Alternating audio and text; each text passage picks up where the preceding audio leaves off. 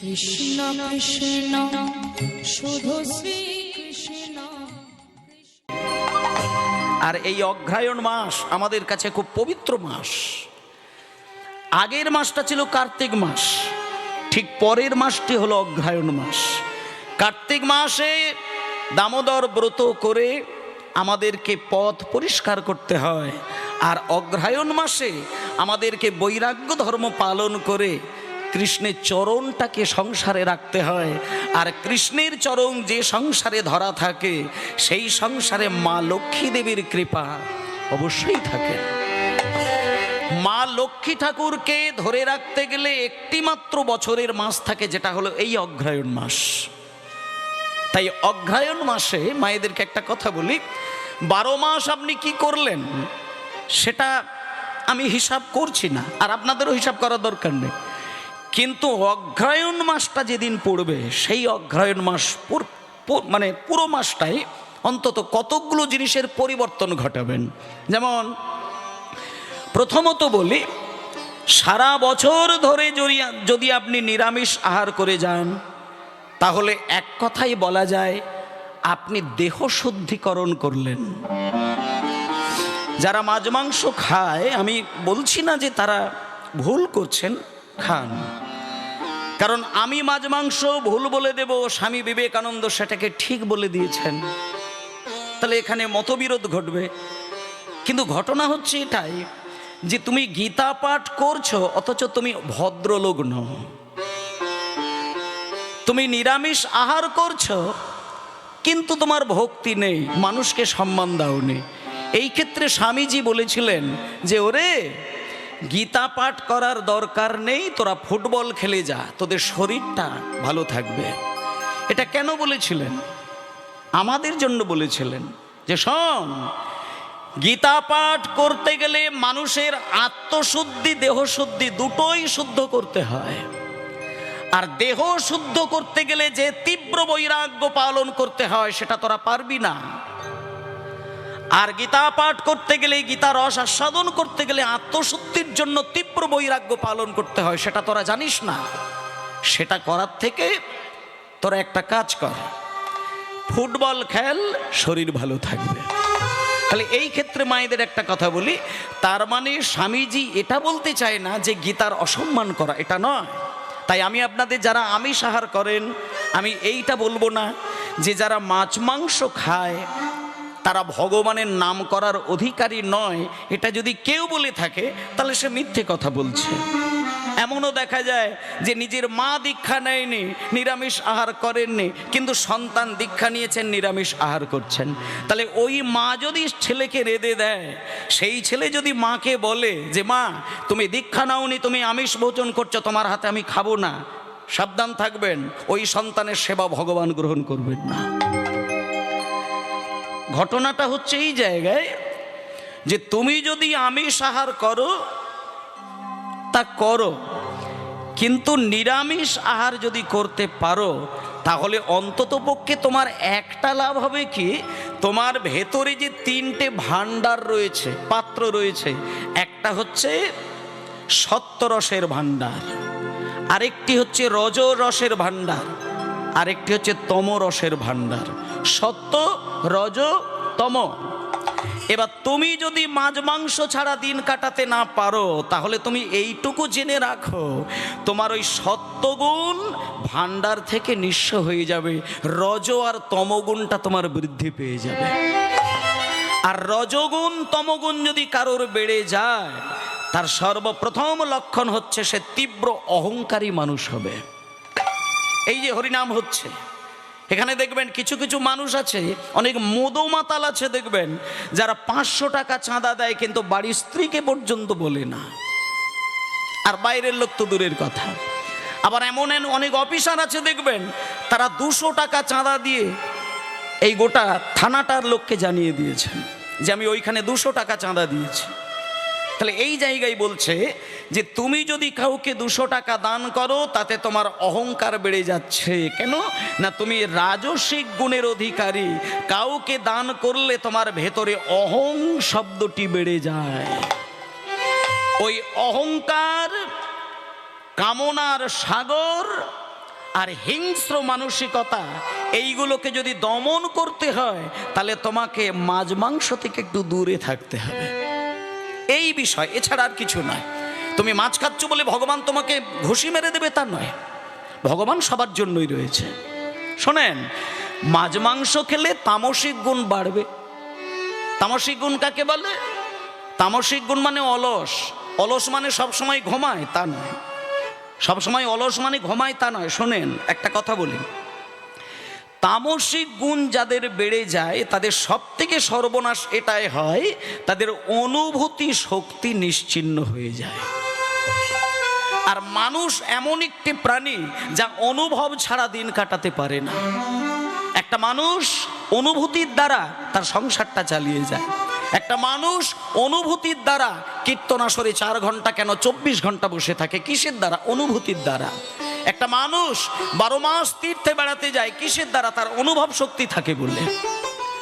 অনুভব শক্তি না থাকলে কোনোদিন হাগৌর বলে কাঁদতে কেউ পারে না।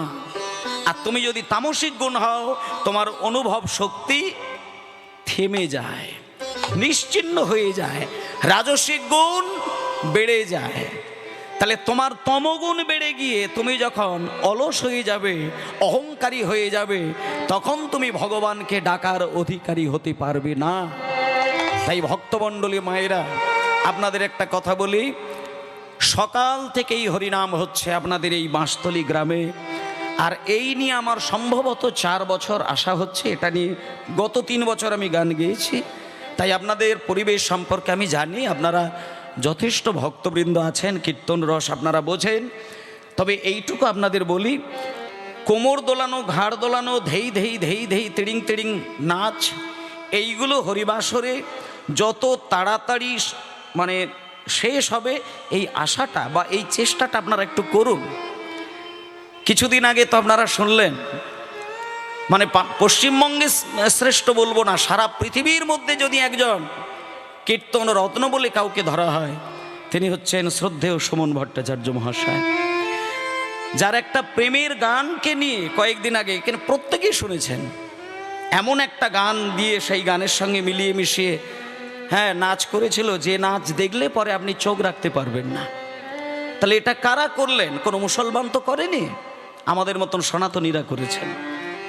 তাহলে এই যে কীর্তন গানের পদাবলীর রসকে নিয়ে একটা বিশ্রী গানের নাচের সঙ্গে মিলিয়ে দিচ্ছেন, এইরকম অমানুষ, অকৃতজ্ঞ, বেঈমান আপনি কোন ধর্মে পাবেন? এইরকম কাজ যদি ইসলাম ধর্মে করতো, আমি এইখানে দাঁড়িয়ে বলতে পারি যে গানটার সঙ্গে ওই মেয়েগুলো নেচেছে, নোংরা নাচ দিয়েছে, এটা যদি ইসলাম ধর্মে কোনো আল্লাহ সম্পর্কে গানের সঙ্গে জড়িয়ে করতেন, আমার মনে হয় তার পরের দিনেই গদ্দান কেটে মাটিতে গড়াগড়ি দিত। কিন্তু এই ধর্মে হয়, এই ধর্মে হয়। তার কারণ হচ্ছে আমরা নিজেদের মধ্যে ঠিক থাকতে পারি না। তাই আমি আপনাদের করজোরে বিনয় করে বলে যাই, কীর্তনকে সম্মান দেবেন, পদাবলীকে সম্মান দেবেন, সনাতন ধর্মকে চিনতে শিখুন। আগামী দিন বিশ্বের দরবারে সনাতন ধর্ম উজ্জ্বল হয়ে দাঁড়াবে। নচেত আগামী দিনে আপনার তৈরি করা মন্দিরের সামনে দাঁড়িয়ে আপনি আপনার ভগবানকে সেবা দিতে পারবেন না, এটা গ্যারেন্টি দিয়ে বলা যায়। তাই সকল ভক্তবৃন্দের কাছে এটাই অনুরোধ, এই যে আজকে আপনাদের এখানে রাসলীলা হবে, আপনারা শুনবেন, কিছু কিছু মায়েরা বাবারা তৈরি হয়ে আছেন যে রাস যখন হবে তখন নাচবো, নাচ দেখব। এই সবগুলো একটু বাদ দিয়ে দেখুন, এগুলো ছেড়ে দিন। কিছু বুঝতে পারেন না পারেন, অন্তত এইটা ভাবুন যে কীর্তন গান না বুঝেও যদি সময় দেওয়া যায়, কেউ খুশি হোক না হোক, জগৎপতি ভগবান তার প্রতি প্রসন্ন হয়। এইটা শুধু বুঝে যান, তাহলেই কল্যাণ হবে। এইটুকু চেতনা জাগাতে পারলেই আপনি সনাতনী বলতে পারবেন। নচেত মুখে সনাতনী বলছেন, আচরণে সনাতনী হতে পারলেন না, তাতে আপনি অকৃতজ্ঞ হয়ে যাবেন। তাই ভক্তমণ্ডলী মায়েরা, তত্ত্ব হবে, দৃষ্টান্ত থাকবে, লীলা হবে, পালা হবে, সবই হবে। কিছুক্ষণ আগে স্টেজে দাঁড়িয়ে আপনাদেরই কাছের মানুষ, একেবারে প্রাণের মানুষ আমাদের প্রভাত বাবু, তিনি নিজে মুখে বললেন আমার মাথার ঠিক নেই, কি একটা কথা বললেন, কিন্তু আমি তো 4 বছর ধরে ওনার কথা ফোনের দ্বারা শুনে আসছি। ওনার মাথার ঠিক নেই এটা আমার মনে হয় হতে পারেন না। হ্যাঁ, নিতাই গৌর হরিবোল, গৌর হরিবোল। ওনার দূরদর্শিতা, ওনার শিক্ষা, ওনার দীক্ষা, ওনার বিচক্ষণতা, আমি যেটা বুঝেছি, উনি হাজার দায়ী দায়িত্ব, লক্ষ দায়ী দায়িত্ব এক নিমেষের মধ্যেই পালন করে দিতে পারেন। ওনার সেই ক্ষমতা রয়েছেন। উনি দৈন্যতার জন্য শুধু প্রচার করলেন আমার মাথার ঠিক নেই, কিন্তু উনি কি পারেন আর কি পারেন না সেটা আমি 4টে বছর ধরে ওনার কথা শুনে আমি বুঝতে পারছি। ওনার ক্ষমতায় এবং ওনার সঙ্গে জড়িত যারা আরও বাবারা রয়েছেন সকলেরই ক্ষমতায় আজকে এই জায়গায় কীর্তন হচ্ছে। আর আমি সবথেকে বড় ভাগ্যবান যে আপনাদের মতন অনুরাগিনী ভক্তবৃন্দের আজকে চরণ ধুলা পেয়ে। নিতাই গৌর প্রেমানন্দে হরিবোল, হরিবোল, হরিবোল। আজকে চলুন, বেশি দেরি করব না। আজকে যদিও অষ্টকালীয় পর্যায় গান হচ্ছে না, তবু আমি কিন্তু এইখানে অষ্টপর্যায়ের লীলা থেকে শুরু করব। জয় নিতাই, নিতাই গৌর হরিবোল, গৌর হরিবোল। জয় নিতাই, জয় নিতাই গৌর হরিবোল, গৌর হরিবোল, গৌর হরিবোল।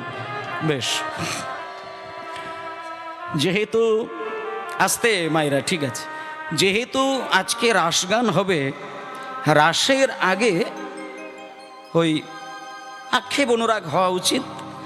আক্ষেপ অনুরাগের আগে আক্ষেপ অনুরাগ আর রূপ একসঙ্গে গেয়ে দেয় যিনি কীর্তনিয়া থাকেন।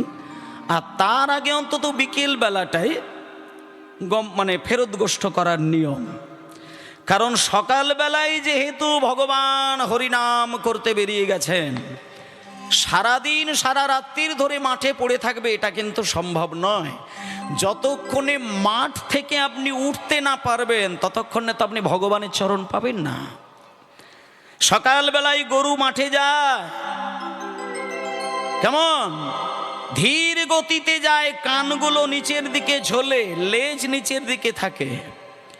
আর বিকেল বেলায় যখন গরুর দড়িটা খুলে দেয় বাড়ির মালিক, তখন দেখবেন ওই গরুগুলো কানগুলো উপরের দিকে আর লেজটা উপরের দিকে। কেন থাকে? এখানে কিন্তু একটা তত্ত্ব রয়েছে। গরু যখন মালিকের কাছ থেকে মাঠে চলে যায় তখন তার কান নিচে, লেজ নিচের দিকে। আর সারাদিন মাঠে খাবার খাওয়ার পরে যখন গরু জানতে পারলো যে এইবার আমি ঘরে যাব, সেইখানে গিয়ে আমার মালিকের হাতের খাবার আমি খাবো, তখন মালিকের প্রতি আত্মনিবেদন প্রকাশ করার জন্য গরুদের তো আর হাত নেই, তাই তারা কান আর লেজটা উপরের দিকে তুলে মালিকের প্রতি আত্মনিবেদন জানাচ্ছেন।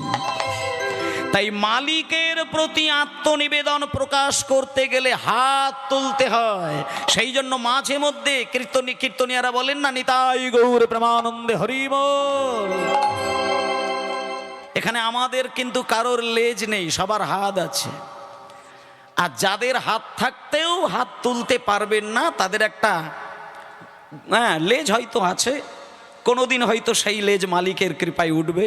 কিন্তু এটুকু জানি, যে ভক্ত হবে, যে ভদ্র হবে, সে হরিবাসরে বসলে একটা বার হলেও তার হাতটা কিন্তু গোবিন্দের জন্য উপরের দিকে উঠবে। এটা আত্মনিবেদনের প্রকাশ। তাই চলুন আজকে আমার পর্যায় ধরে একটু বিভিন্ন দিক দিয়ে আমরা আজকে উত্তরগোষ্ঠ লীলাটি আস্বাদন করব। কিন্তু মায়েরা একটু মন দিয়ে শুনবেন। উত্তরগোষ্ঠ লীলাটা শুনতে কঠিন হলেও আমি আপনাদের কাছে যেভাবে পরিবেশন করব, আশা করি লীলাটা জলের মতো পরিষ্কার হয়ে যাবে। মানে সকালবেলা অর্থে এখানে কোন সকাল, দুপুরবেলা অর্থে কোন দুপুর, ফেরতগোষ্ঠ উত্তরগোষ্ঠ মানেটা কি, রূপ মানে কি, রাস মানে কি, এর একটা দৃষ্টান্ত রয়েছে। রাসের সময় নাচতে গেলে শাড়ি খুলে যায়, রাসের মঞ্চে যেতে গেলে শাড়ি গয়না সব খুলে যায়, দেহটা সম্পূর্ণ আলগা হয়ে যায়। কাদের? পুরুষের নয়, নারীর। গভীর চিন্তা যদি না থাকে এটা উপলব্ধি করতে পারবেন না। মায়েরা, কোনো মাকে সামনে রেখে তার সামনে যদি কোনো সন্তান নাচানাচি করে বা মেয়ে তার কন্যা নাচানাচি করে, সেই নাচটা কোন রসের নাচ হতে পারে এইটুকু বোঝার ক্ষমতা যদি না থাকে, আমার মনে হয় তার রাসলীলার আসরে 1 সেকেন্ড বসার অধিকার থাকে না। আমরা রাসলীলায় রাস দেখতে গেলে কীর্তনিয়া যখন কোমর বাঁকিয়ে অষ্টসখী নিয়ে নাচানাচি করে আমরা খুব মজা পাই। কিন্তু একটাবারও বুঝি না যে রাধা কৃষ্ণ আর সখীগণ যে রাসের মঞ্চে দাঁড়িয়ে নাচছেন সেখানে কিন্তু জগৎ জননী মা মহামায়া দৃষ্টি রয়েছে। আর যে রাধারানীকে সঙ্গী করে কৃষ্ণ রাস রস আস্বাদন করাচ্ছেন সেই রাধারানী কৃষ্ণের অংশ থেকে জন্ম নিয়েছেন। তাহলে এখানে কোন রস, এটা যদি বোঝার জ্ঞান না থাকে তাহলে আপনি অমানুষ হয়ে গেলেন। অমানুষ থেকে মানুষ হতে পারলে তবেই আপনি সনাতন ধর্মের গভীরের রসটা আপনি আস্বাদন করতে পারবেন, নচেত পারবেন না। সনাতন ধর্ম উৎকৃষ্ট ধর্ম, যদি আপনি তার রস আস্বাদন না করতে পারেন তাহলে আপনি উৎকৃষ্ট ধর্মের উৎকৃষ্ট রস আপনি আস্বাদন করতে পারলেন না। তাই ভক্তমণ্ডলী মায়েরা, চলুন আজকে গৌরচন্দ্রিকার প্রথম পদ হলো সুরধ্বনি তীরে আজও গৌর কিশোর সহচর মেলিয়া আনন্দে বিভোর। এই হচ্ছে আসল বিষয়। কিন্তু একটা কথা বলি আপনাদের, সকাল অর্থে হলো মায়ের গর্ভ থেকে যেদিন আসলাম সেই সকাল। প্রত্যেক দিন সূর্য উদয় কালে আমাদের জীবনের সকাল হয়, আর ওই দিনটা কাটার পরে সন্ধ্যাবেলায় যখন আমরা বিছানা গ্রহণ করি, যখন আমরা নিদ্রায় আচ্ছন্ন হয়ে যাই, পরের দিন সকালবেলায় সারা জগতের মানুষ ঘুমাতে যায় এক সময়, কিন্তু ঘুম থেকে ওঠে না সবাই।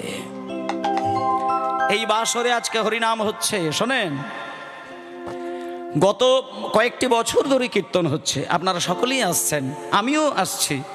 কিন্তু দেখুন মা, এমন অনেক মানুষ আছে দেখবেন এই পাড়াতেই বা এই গ্রামেই মানুষ, তিনি গত বছরই হরিনাম শুনেছিলেন কিন্তু এই বছরে তিনি আমাদের মধ্যে আর নেই। কোথায় তিনি? না, তিনি পরলোক গমন করেছেন। তাই জন্য সংবিধানে একটা কথা বলেছে যে সকাল বেলাটা ভক্তিরসে যদি তুমি ডুবে থাকতে পারো, 24টা ঘন্টা তুমি যদি ভগবানকে ভুলেও থাকো, হৃদয় থেকে ভগবানের রস কিন্তু আর সরে যাবে না। সকালের মূল্যটা বুঝতে হয়। সারাদিন তুমি যা ইচ্ছা করো তাতে কোনো দুঃখ নেই। যে সকালবেলা সংকল্প নিতে পারে গোবিন্দের চরণকে জড়িয়ে ধরা, 24টা ঘন্টা যদি সে নাও গোবিন্দের চরণের নাম করে, গোবিন্দের চরণ কিন্তু তার হৃদয়ে বসানো থাকেই। তাই জন্য আমি সকলকে মায়েদেরকে বাবাদেরকে বলছি, যদিও সন্ধ্যা হয়ে গেছে কিন্তু আমাদের হৃদয়টা সকালের মতোই রয়েছে। আমরা এখনো সকাল থেকে গড়িয়ে দুপুর গড়াতে পারি না। সকাল আমাদের জীবনে চিরকালই রয়ে যাচ্ছে। যেদিন আমাদের জ্ঞানের আলো জ্বলে উঠবে হৃদয়ে, সেদিন আমাদের মধ্যাহ্নকাল হবে। কিন্তু সে জ্ঞান আমাদের কোথায়? বুকের দিকে তাকিয়ে দেখলে, ভেতর দিকে লক্ষ্য করলে এখনো সেই সকাল, এখনো আমাদের আলো জ্বলেনি, এখনো মধ্যাহ্নের সূর্য আমাদের হৃদয়ে পৌঁছায়নি। তাই ভক্তমণ্ডলী মায়েরা বাবারা সবাই মিলে আজকে গৌরকে স্মরণ নেব। সকালের একটি গান দিয়ে গৌর হরির সেবা করে তারপরে আমরা যথারীতি লীলার মধ্যে প্রবেশ করব। সবাই মিলে ভজ গৌরাঙ্গ, এই গানটা কিন্তু সবাই গাইব একটু, আর বাকি গানগুলো বলবো না, এটাই শুধু বলবো। আমার আগে কীর্তনিয়া গান করলেন, হ্যাঁ, পবিত্র মুখার্জি মহাশয়, ওনার গানে আপনারা অনেক রস আস্বাদন করলেন। উনি অনেক পদ পদাবলীর মধ্য দিয়ে আপনাদেরকে কীর্তন শোনালেন, আপনারা সুখ পেলেন। এবার আমি এই গানটার মধ্য দিয়ে গৌরচন্দ্রিকার পদের মধ্যে যাব। তার আগে আপনাদেরকে একটু গানটা গাইবার দায়িত্ব দিয়ে দেব, এবং সুরে, তালে, ছন্দে সব কিছুতেই ভরিয়ে দেবেন। সবাই বলবেন ভজ গৌরাঙ্গ, কহ গৌরাঙ্গ, লহ গৌরাঙ্গের, সবাই মিলে বলবেন নাম রে। ভজ গৌরাঙ্গ, লহ গৌ, হরি হরি হরি হরি ম, কহ গৌরাঙ্গের নাম রে। ভজ গৌরাঙ্গ, কহ গৌরাঙ্গ, কহ গৌরাঙ্গের নাম রে। ভজ গৌরাঙ্গ, কহ গৌরাঙ্গ, লহ গৌরাঙ্গের নাম রে। আচ্ছা, সবার হাত ওঠেনি আমি দেখতে পাচ্ছি, আস্তে একটু আস্তে। আচ্ছা, গানের সময় একটু রিভার্বটা দিয়ে দেবে বাবা, মাইক বাবা, রিভার্বটা দিয়ে দেবে গানের সময়। একটাবার সকলের কাছে আমার একান্ত অনুরোধ, আপনারা একটাবার শুধু হাতে তালি দিন। হাতের কোমল স্পর্শে, কোমল, খুব চাবড়ে চাবড়ে দেওয়ার দরকার নেই, কোমল সুরে তালি দিয়ে গান করুন। আপনার হৃদয়ের মধ্যে থাকা সুপ্তভাবে যে ভক্তিরূপী শালুক ফুলটা আছে ওটা পাপড়ি খুলতে শুরু করে দেবে। সকালবেলায় আপনার তালপাতার তৈরি মন্দিরে বসেও যদি আপনি হাতে তালি দিয়ে নিষ্ঠা সহকারে তার নামটা করেন, আপনার ভেতরে থাকা যে শালুক ফুল, ভক্তি শালুক ফুল, একটা একটা করে পাপড়ি বিকশিত হবে। আর ভক্তিরূপী শালুক ফুলের পাপড়ি যখন বিকশিত হবে আপনি নিজেই টের পেয়ে যাবেন, 1 মাস আগে যেটা হচ্ছিল না 1 মাস পরে সেটা হয়ে যাচ্ছে। আপনি হাতে তালি দিয়ে গান করলেই আপনার বুক ভেসে যাবে, সেদিন বুঝবেন গৌর হরির কৃপা আপনি লাভ করেছেন। তাই করুন, ভজ গৌরাঙ্গ লহ গৌরাঙ্গ কহ গৌরাঙ্গের নাম রে, হরি হরি বল। গৌরাঙ্গ কহ গৌরাঙ্গ লহ গৌরাঙ্গের নাম রে, ভজ গৌরাঙ্গ কহ গৌরাঙ্গ লহ গৌরাঙ্গের নাম রে, ভজ গৌরাঙ্গ কহ গৌরাঙ্গ লহ গৌরাঙ্গের নাম রে, যে জন গৌরাঙ্গ ভজে সে হয় আমার প্রাণ রে।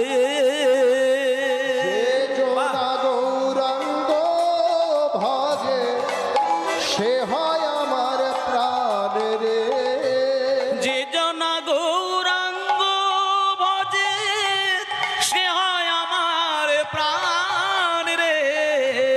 যে জন জোনা গৌরাঙ্গ ভজে সে হয় আমার প্রাণ রে, যে জোনা গৌরাঙ্গ ভজে সে হয় আমার প্রাণ রে, যে জন গৌরাঙ্গ ভজে সে হয় আমার প্রাণ রে। যে জন গৌরাঙ্গ ভজে সে হয় আমার প্রাণ রে, ভজ গৌরাঙ্গ লহ গৌরাঙ্গ নিতাই গৌরে প্রমানন্দে হরি বল। ভজ গৌরাঙ্গ কহ গৌরাঙ্গ লহ গৌরাঙ্গের নাম রে, দিন গেলে হা গৌরাঙ্গ যে বলে একবার রে, তিনি গেলে হা গৌরাঙ্গ যে বলে একবার রে, দিন গেলে হা গৌরাঙ্গ যে বলে একবার রে, সে জন আমারই হয় আমি হই তার রে। এ জোনায় আমার হয় আমি হই তাহার রে, ভজ গৌরাঙ্গ কহ গৌরাঙ্গ লহ গৌরাঙ্গের নাম রে। ভজ গৌরাঙ্গ কহ গৌরাঙ্গ লহ গৌরাঙ্গের নাম রে, ভজ গৌরাঙ্গ কহ গৌরাঙ্গ লহ গৌরাঙ্গের নাম রে, ভজ গৌরাঙ্গ কহ গৌরাঙ্গ নিতাই গৌর প্রমানন্দে হরি বল। জয় নিতাই।